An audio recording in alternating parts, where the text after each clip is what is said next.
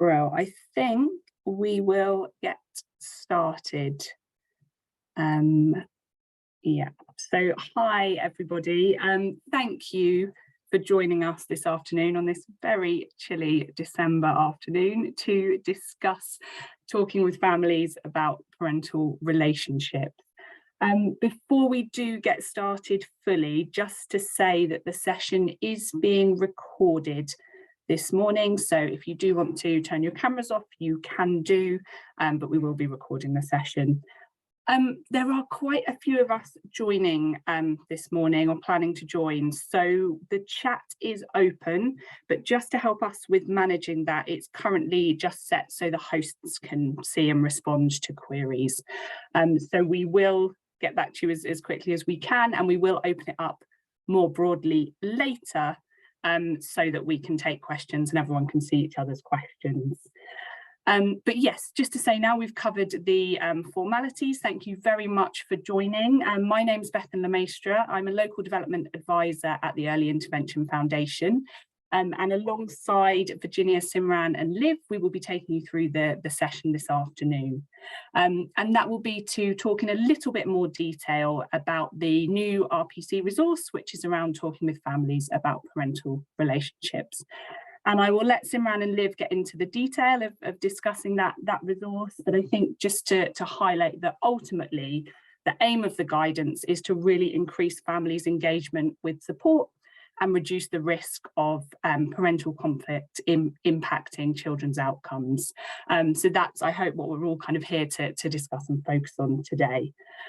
So far, and I think it's reflected in the interest in this session today, but also the guide has been accessed and downloaded more than 1,000 times on the EIF website. And I think that really sort of shows kind of the importance of this area and the real key kind of focus for those supporting families with parental conflict. So today, as well as discussing the content of the guide and thinking about that in a little bit more detail, we are also really keen to hear your ideas and thoughts on what else would be helpful for you in your roles, how we could develop the guidance going forward, and really to think about that together as we go through the session this afternoon. So Simran, if we could just move on to the next slide. Thank you.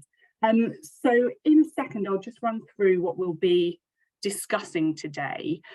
But before I do that, we're going to pop up a poll question, which is just asking you to let us know whether or not you've read the guide yet on talking to families about parental relationships.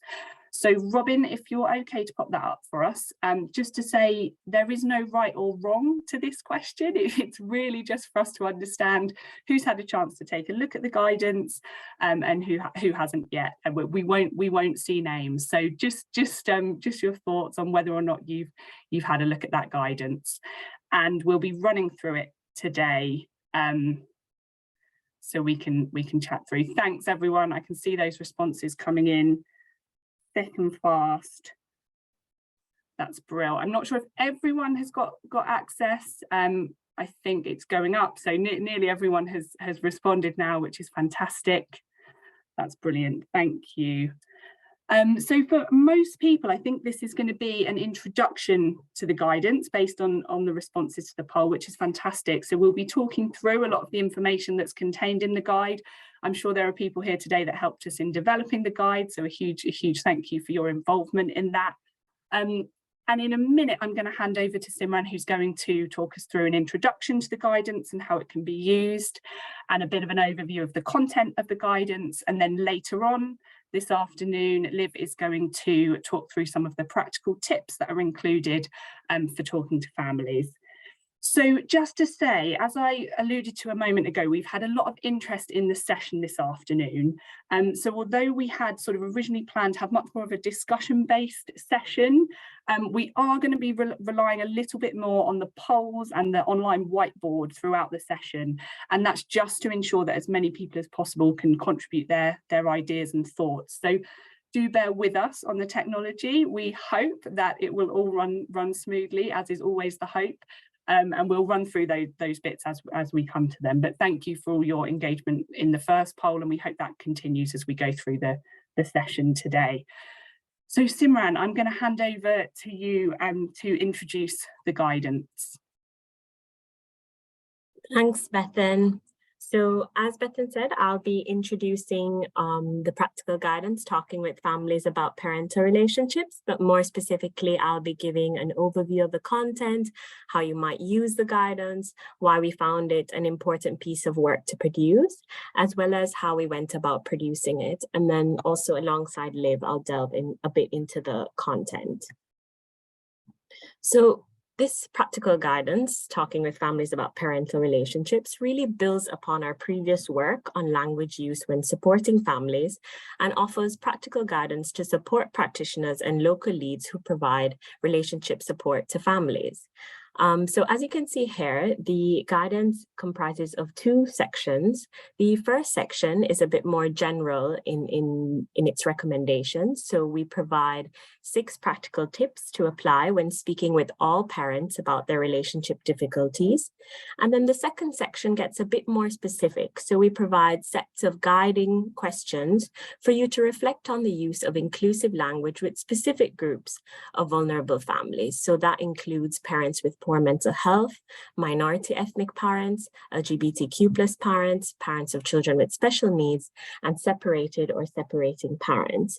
And we chose to include these specific groups of vulnerable families because they might be underrepresented in services. So how exactly might you use the guidance? So we've come up with, we designed the guidance to have 3 main uses. The first being a training resource. So for practitioners who might be new to supporting all or maybe specific groups of parents with relationship difficulties, you might use this as a preliminary document to begin to familiarize yourself with the guiding principles for navigating conversations with families about relationship difficulties. Then for more experienced practitioners, you might want to use the guidance as a refresher resource. So maybe immediately prior to meeting with parents experiencing relationship difficulties, or reviewing the document periodically throughout your practice, you might be able to use the guidance to really remind yourself of the key principles, but continue to ensure that you are, as well as continuing to ensure that you're having inclusive conversations with different groups of families. Then finally, the guide can also act as a guiding document for both local leads and practitioners to really begin to think about how to ensure that the language that you're using with families is inclusive for the 5 groups of families that we mentioned. So why did we find this guidance particularly important to produce? Well, throughout our consultation with local areas, we found that parental conflict is a really sensitive topic amongst families. And what we mean by this is that parents are often prone to feeling misunderstood, ashamed, stigmatized, or even blamed when discussing relationship difficulties and when seeking support. And so we also know that communicating empathetically with parents can really help to lessen the level of negative feelings that they might have about sharing their relationship difficulties with another person and seeking support for those difficulties. But when it comes to having positive and inclusive conversations, this is also very challenging and not straightforward. And the challenges that you're presented with might become increasingly complex. And so we decided to design this guide to build the knowledge and confidence of practitioners and leads in local areas when speaking with families about their relationship difficulties. And as Bethan mentioned, the ultimate aim is to really increase families' engagement with support and to reduce the risk of parental conflict negatively impacting child outcomes. And so if we design the guide to build practitioners' knowledge and confidence, that really lends itself to the question, why are we seeking to really build knowledge and confidence? Well, our previous work with local leads and practitioners, namely through our producing our supporting healthy relationships with different groups of families, the practical guides that we have, we identified local leads and practitioners' lack of confidence and skills in knowing how to best communicate with parents as a barrier for them to engage with services. And so I've included a few quotes from the practical guides here. The first quote is taken from our practical guide on supporting healthy relationships among parents with children with behaviors that challenge. Our second quote is taken from supporting healthy relationships among minority ethnic parents. And then the last is supporting healthy relationships among separated and separating parents. So as you can see, this is being highlighted as a barrier across conversations being had with different groups of families. And so I'll just read the second quote.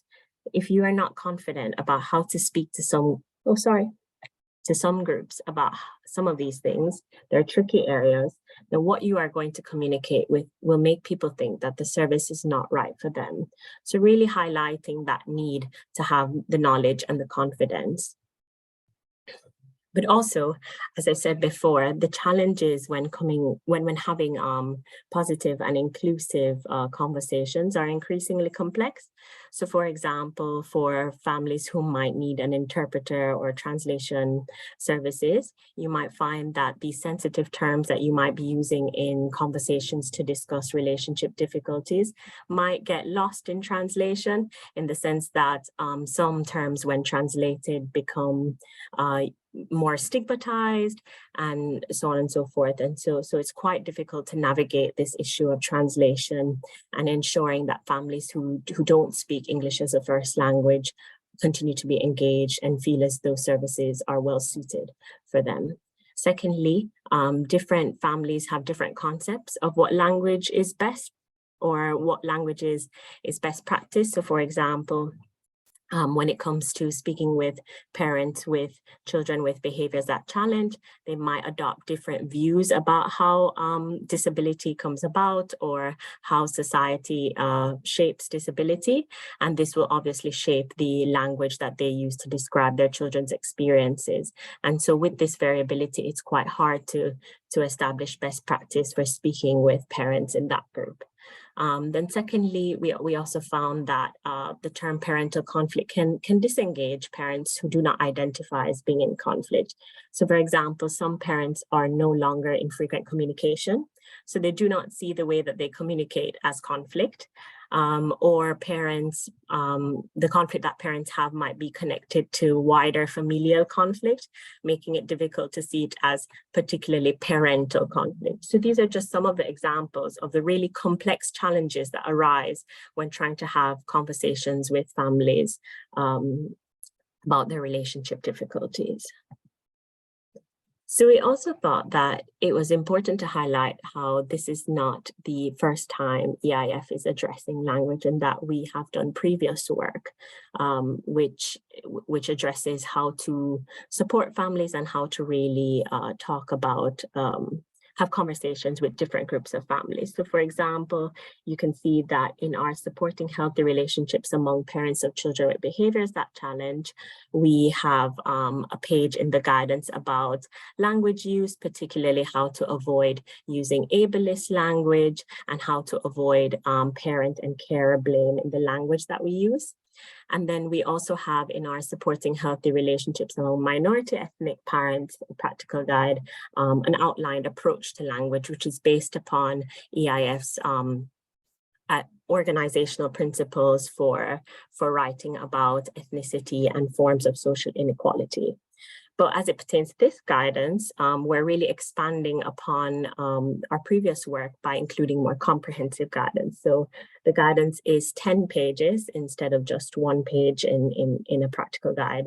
And so we try to keep it succinct by only being 10 pages, but naturally it's more comprehensive.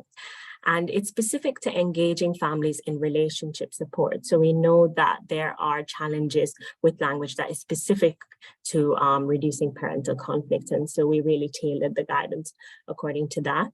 And finally, we are addressing inclusive language across a wide range of families, including LGBTQ+ families, which is a first for EIF. So it's very exciting work for us.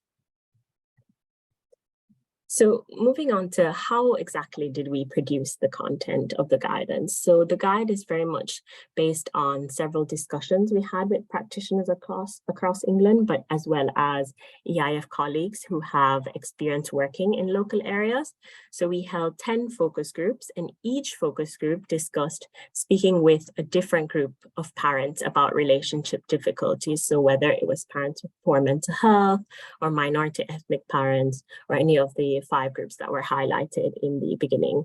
And so we had 45 practitioners in total participating, with over 100 expressing interest in participation. And then during each focus group, we found that practitioners highlighted common principles for speaking with parents about parental relationships and specific ways to ensure conversations are sensitive to a particular group of parents. And so for this reason, we drafted the guidance to include general tips for all families, but also reflective questions, which are tailored to working with each group of families. And during drafting, we found it very essential to share the initial drafts that we had with practitioners and colleagues and to collect feedback from them in order to ensure that the final resource really accurately reflected the discussions that we had during focus groups and consultation sessions. And practitioners were also given the opportunity to add any additional information that they did not get to say in focus groups, but they thought were crucial to their practice with families. So just to give a more in-depth example of how some of the things that we discussed in the focus group translated into the final document, I've included this example from highlighting some themes that emerged during our focus group with LGBTQ+ parents.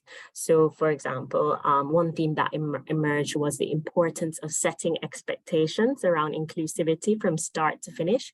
So this might entail removing barriers during recruitment in terms of the language that we use. So explicitly saying this intervention is for all parents and carers, including LGBTQ+ parents and so on and so forth. And we found that this theme emerged throughout all focus groups. So that really translated into our general recommendation that we had and that I'll discuss shortly for using inclusive language and avoiding stigma with families. Then another theme that emerged was the importance of challenging gender norms around parenting and the importance of not reinforcing patriarchal systems onto parents through our language. And so that contributed to the guiding question that we included in the guidance saying, do you have a set of inclusive terms that you can use with parents? For instance, parents, carers, partners might be used instead of mothers, fathers, husbands, and wives, and references to what is normal should be avoided when discussing sexual orientation and behavior. So I hope that gives a better picture of how the work that we did, the focus groups that we did, translated to the guidance. So now that we have a lot of context about how the guidance was produced and why it's important, I'll delve a bit into practical tips when communicating with families about parental conflict, which, as I explained before, comprises the first section of the guidance. So we found we made 6 different recommendations, and we found that when talking with all families about parental conflict, it is essential to first be mindful of the term parental conflict. So when families encounter services with names that mention conflict, it's important to consider discussing the meaning of the word. And when discussing parental relationships, if appropriate, you might consider adopting the language used by families themselves to describe their conflict and their relationship. So as a second step, our second recommendation was using inclusive language. So as a first step, you might consider becoming familiar with inclusive language used to describe the experiences of different groups of families and have a discussion with new families when you meet them about their individual language preferences.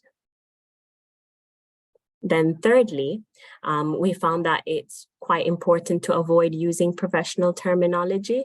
So while terms like RPC might be embedded into the work that we do on a daily basis, it's quite important to use straightforward or commonly used terms that are more likely to engage families in conversation. about relationship support services. And if you have any doubt about the clarity of the conversations that you're having with families, it's quite important to check in with parents and take accountability by saying it is my responsibility to be clear and to help you understand. And then fourthly, we found that it's quite important to emphasize that conflict and relationship support are normal. So when discussing families' experiences of parental conflict, you might use language which emphasizes that conflict between parents, although an issue that must be addressed, occurs in many families for a myriad of reasons. And then we also found that it was important to really acknowledge parents' experiences. So this might pertain listening out for the details of a parent's personal experiences and exploring or acknowledging their unique circumstances through open-ended questions, and really attempting to fully grasp the nature of the conflict and how you might tailor support to meet those individual circumstances of the parent. And then finally, a really important consideration that was highlighted was even very experienced practitioners make mistakes. And so when this happens, it's quite important to apologize. So this might be when you use incorrect terminology or accidentally use language that the family has asked to avoid. And apologizing, we found, can really limit any negative effects that your language use might have on parents' engagement with services. And so just to give a bit of a understanding of the format in which we have presented each practical tip, which obviously the guidance really goes into depth about, is that we first present the 6 tips that I've outlined, but then we also give a very detailed explanation as to why this tip is important. And then we have a main recommendation that's highlighted for you in terms of an actionable step that you might take to implement that tip. And then we also have included quotes under each tip from focus groups that really help to explain the importance of following that tip. So that about covers it. I will now hand over to Bethan to do a whiteboard activity. I'll stop sharing. Or sorry, no, I'll go to the next slide. Thank you so much, Simran. That's really helpful introduction to the guidance. So thank you. So this is my attempt to summarize the whiteboard feature, and just to give you some suggestions on how to use it, because we are going to now have a first go at sort of gathering some of your thoughts on the guidance and how you might use that practically. So we're going to attempt, as I mentioned, the first of 2 uses of the whiteboard this afternoon. And what we're really keen to hear your thoughts on are how you could apply the language considerations, or how you might already be applying some of the language considerations in your work with families. So in just a moment, we will share the whiteboard on the screen, and you should be able to use either the text box function or the post-it function. So the text box function, the T on the left-hand side, or directly below it, the post-it function, to input your thoughts onto the whiteboard, and the questions will be at the top if you don't remember kind of what we're covering. If the slide that you're on, or the screen that you're on, is particularly busy, you should be able to navigate to a different screen. So not everyone has to input their thoughts on the first screen. So that is the bottom tab on the left-hand side, which is opened up in the screenshot that we're sharing at the moment. If you click on that, you should be able to move across to any different screen. It doesn't matter which one. With a lot of us editing the whiteboard all at once, there is a potential that you might click on someone else's comment, delete someone else's comment. Just use the undo function on the left-hand side if that happens, and don't worry too much about it. But we shall give it a go. So, Robin, could I ask you to bring up the whiteboard, if that's possible? So we will move from this screen, and we should all hopefully see the whiteboard in just a second. That's brilliant, thank you. So as we've moved across, I can see that people are coming into the session. So as I mentioned, if you use the sticky note or the text box function, just any thoughts you've got on thinking about how you could apply the considerations in the language guide, or how you might already be doing that. I can see that the first page is quite busy, so if you do want to tab across onto the second or third page, please do feel free to do that. If you have any problems with the whiteboard as you're doing it, then please do pop your thoughts in the chat and we'll be able to see those. They won't be shared with everyone, but we will see that. So really helpful to see that the thoughts and reflections are starting to go on. And as I mentioned, if you need to, do move across, but I'll give everyone a couple of minutes before I summarize some of the suggestions. But thank you everyone for engaging, and any problems, do let me know.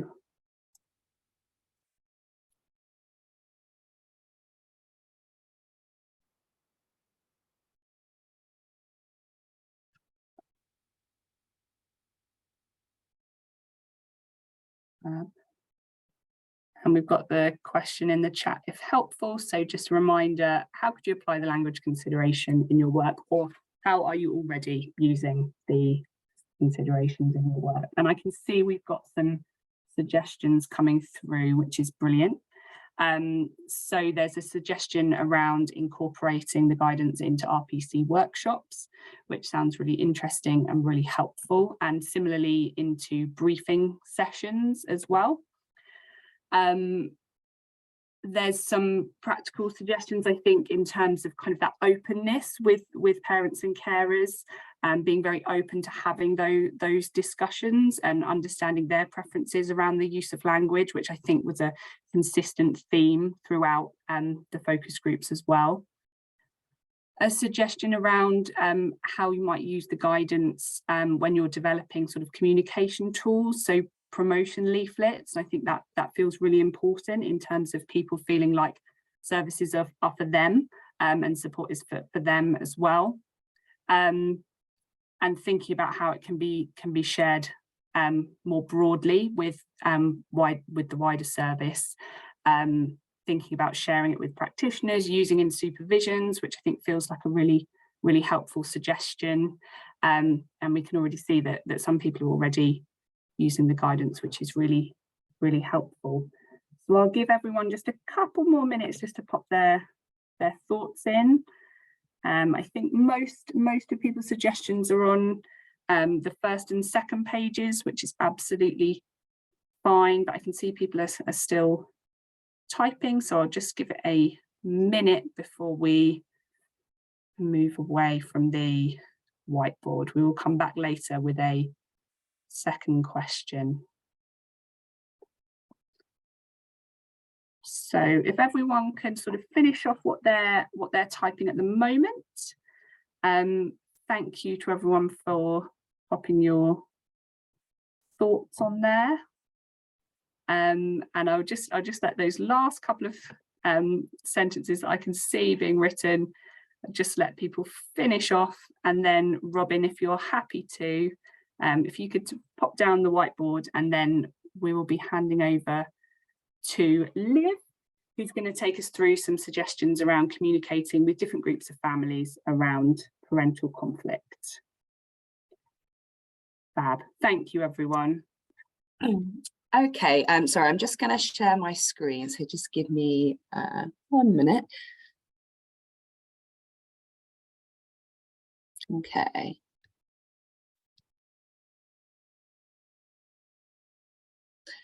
Right, is everyone able to see that okay? Yep, that's working well, Liv. Yep. Thank you. Great. I'm just checking, no one can see my notes either. Yep. Great. Okay. Thank you, Simran, for introducing the session there. And yeah, it's great to see so many people here, and it's really also great to see the whiteboard in action and to see all your suggestions and your thoughts already. So thank you for that. So the next part of this session, I'm going to guide you through some of the recommendations provided from the focus groups around working with different types of families.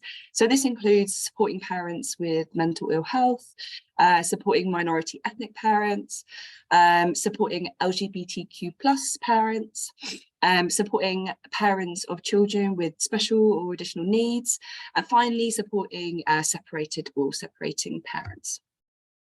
Okay, so right, so within the guide, we've summarised a series of recommendations based on the discussions in the focus groups. So first of all, focusing on parents with mental ill health, we have a series of kind of practical recommendations. So first of all, it's important to ensure you understand how parents' mental illnesses may affect their day-to-day life, and potentially having a set of terms that you might use to describe such experiences as well. Additionally, before starting the intervention, you could sensitively have a discussion with parents to understand how mental illness manifests for them, and what needs they might have, which might include more specialist mental health support as well. Okay, it might be worth finding an opportunity to ask parents whether there are personal or environmental factors that could impact their comfort levels or their ability to receive support. So this might include how their symptoms impact them on a particular day or at a particular time of the day. Perhaps asking them whether they feel comfortable to have their camera on or if they prefer it off during an online meeting. Discussing with them their preferred meeting place, or whether there is a room that they can go to if they're feeling uncomfortable, which is more of like a safe space for them. So before engaging with parents as part of an intervention, it's important to sensitively open the discussion and check in with them. For example, asking whether it's a good time for them to speak. So we're really kind of setting the tone from the start of the intervention, and kind of breaking down barriers for them so that they can access services safely. And it's really important to consider the potential stigma that parents may feel around accessing interventions. And one aspect of this could be ensuring that interventions have names that parents will feel comfortable sharing with others. So that's just one example. Okay, cool. So next, we have some practical recommendations around supporting minority ethnic parents. For example, for families who do not speak English as a first language and where you are also unable to speak the family's preferred language yourself, are interpreters being used in the most inclusive or accessible way? So a couple of points to consider. Do you consult with the family on whether or not they would be comfortable with an interpreter from the same community, especially when discussing sensitive issues such as parental conflict? Do you discuss with the interpreter how certain messages need to be received and translated, as some languages may not have the same words as English to explain certain sensitive topics, or some words might translate differently and may be received differently.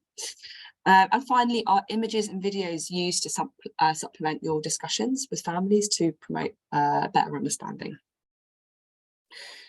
Okay, so is the language being used anti-racist from the start, and does it actively seek to acknowledge experiences of racism and to reduce their occurrence and the harm they cause to families?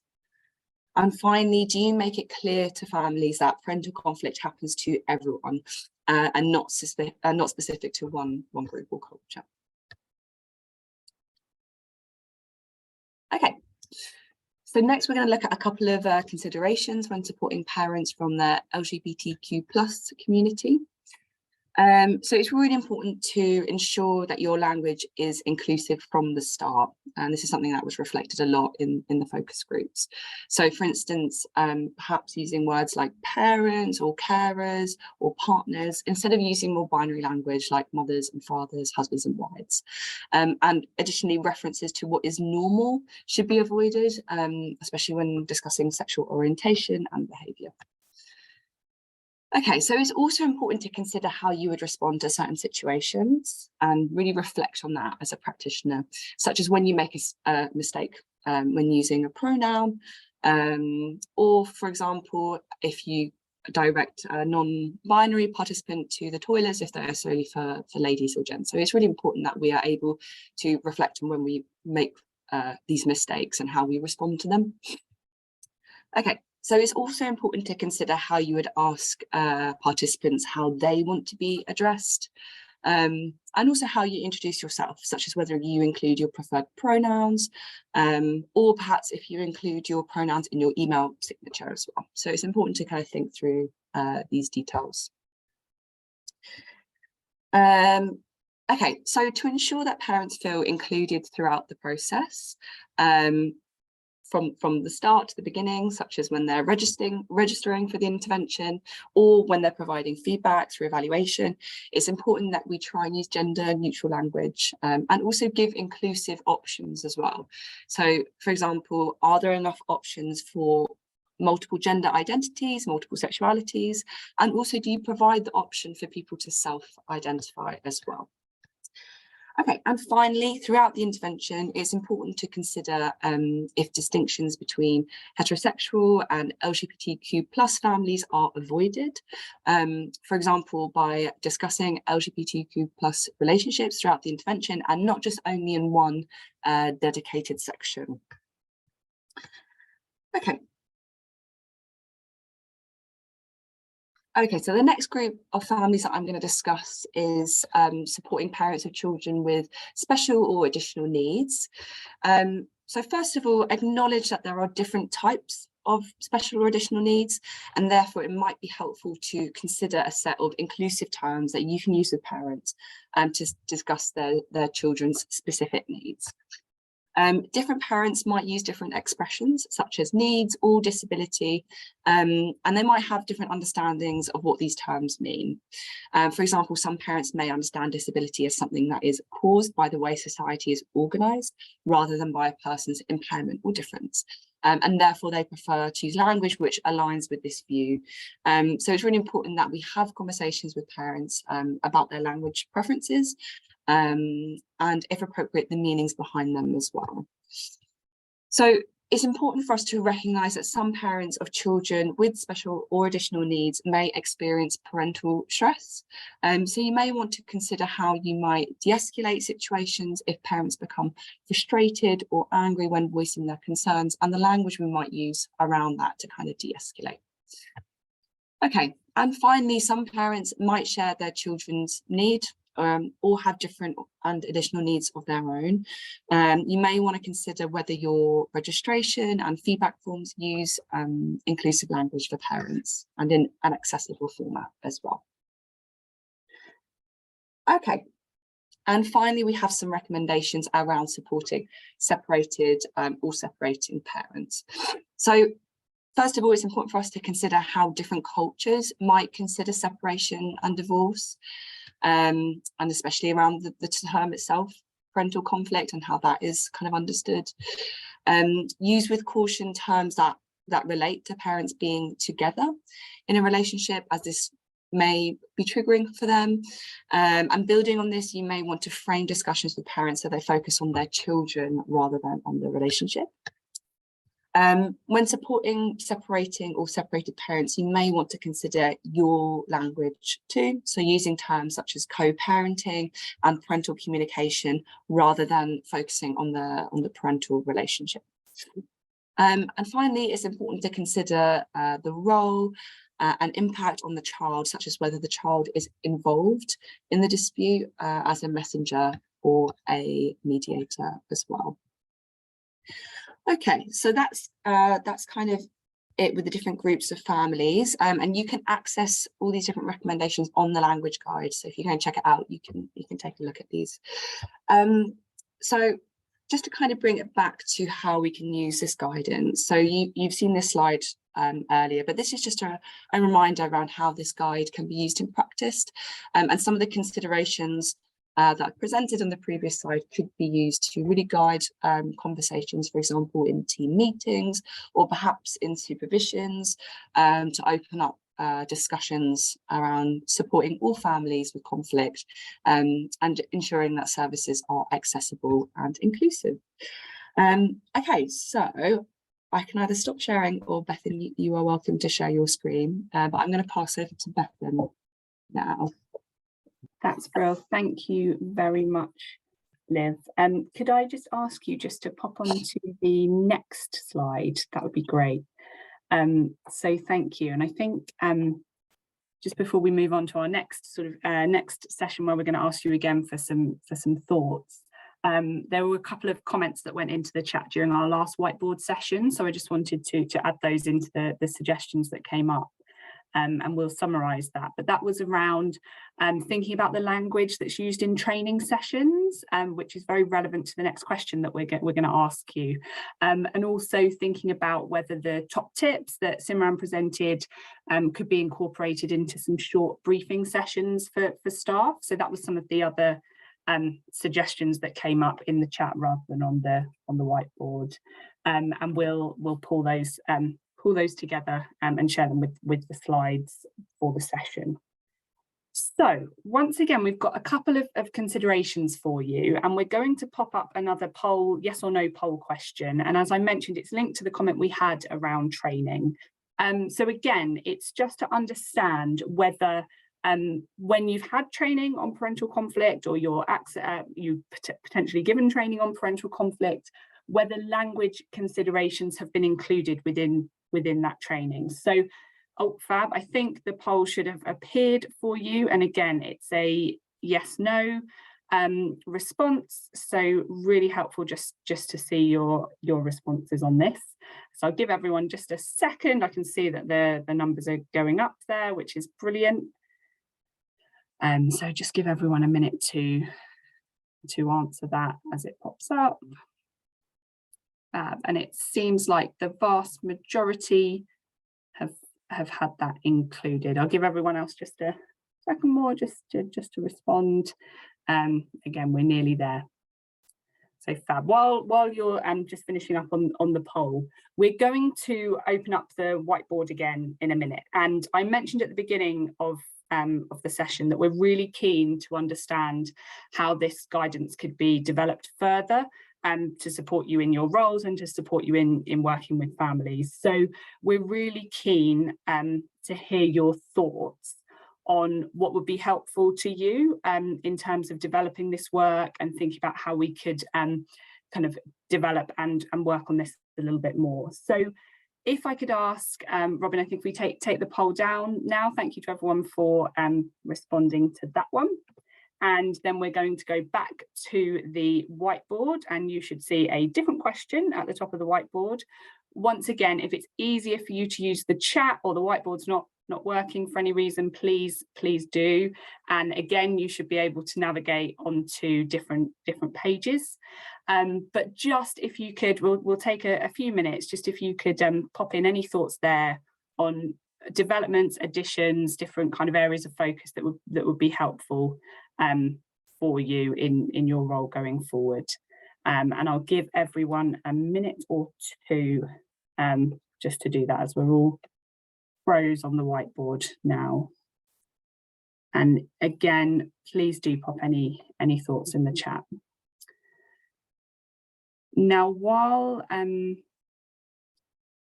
those thoughts are going in, I can see that we've already got people typing and using the post-its, which is brilliant. So do keep doing that. If at the same time, and I know I am asking a lot, but we will open up the chat now.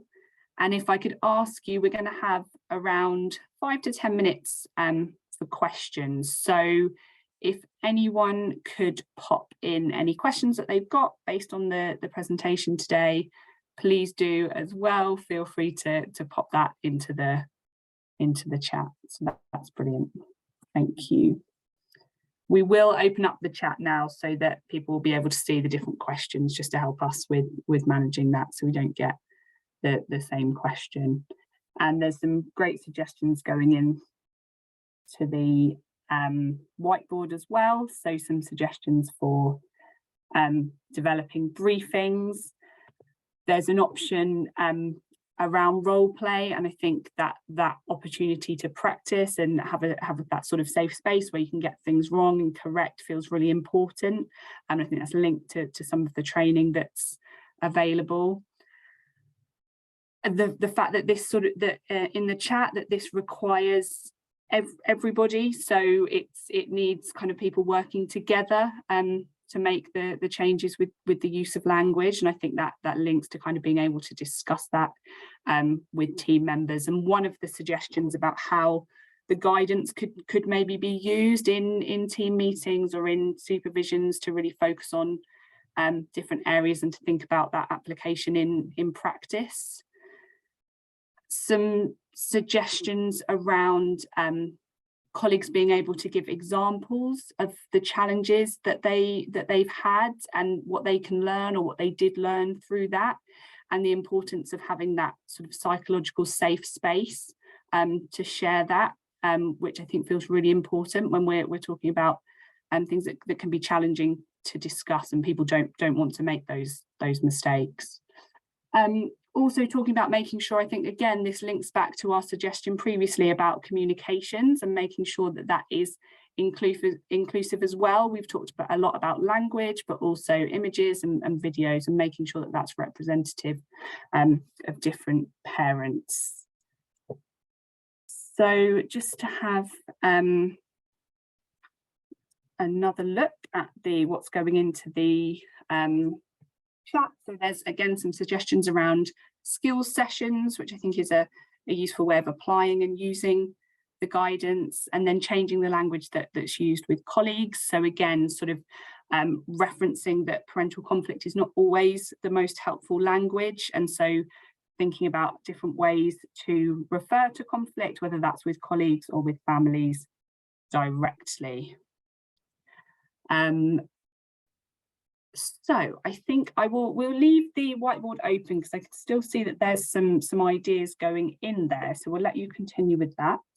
And I will have a look at the chat just to see if we've had any questions to come through. And just a reminder that if you do have any questions, please do pop those into the chat. We'll try and answer as many as we can now. But if we don't get the chance to answer them all today, we will come back to those. I don't think I'm missing any. I don't think I've seen any come through yet, but if anyone else has spotted any, do let me know. I know we're asking lots of things to happen at once in terms of this. So there's a suggestion for at a glance guides as well, going onto the whiteboard. Facts and evidence delivered in a sort of prescriptive and clear way that can be replicated. I think lots there actually on sort of fact sheets, briefings, the idea of sort of breaking this down so it can be shared and used with colleagues is coming through quite loudly. Yeah, and I've just seen, sorry, I missed this, but come through in the chat, a really important really important comment around kind of making sure that we're having discussions, and this is specifically for minority ethnic parents that this comment's in relation to, but that reiterating that for them that a child's disability is not their fault, but that being quite a difficult conversation to navigate. So more sensitive literature and information for different groups of parents to support some of those discussions as well, so that the evidence is supporting that. So I think I've noticed a couple. So we've got kind of the top tips for parents to use as well, and then thinking about how to engage or use community groups and staff networks. And I think there's an important one there on the first page as well in the middle about some suggestions around language. So some more specific examples to help people feel more confident which feels really relevant and key. So that is brilliant. So briefings for staff and supported by digital resources to share, and we've talked about whether there's the option to sort of do some short recordings or things like that, which feels like it might be helpful so that those resources can be used. So that feels great. So I think I will ask everyone again if it's okay for you just to finish up the sentence you're on, and a huge thank you for engaging with the whiteboard sessions today. It's the first time we've used them in a session like this, so it's good that the technology felt like it was friendly to us today, and there's lots of good ideas on there, which is really helpful to think about taking this work forward, which feels really important. So Robin, if we could take down the whiteboard, that's brilliant. And we don't need to go back to the slides. Actually, we can leave it up on this screen. Huge thank you to everyone for engaging with that, and we will summarize the thoughts that went onto the whiteboard, so you don't lose that, because I know there were some useful suggestions on both there.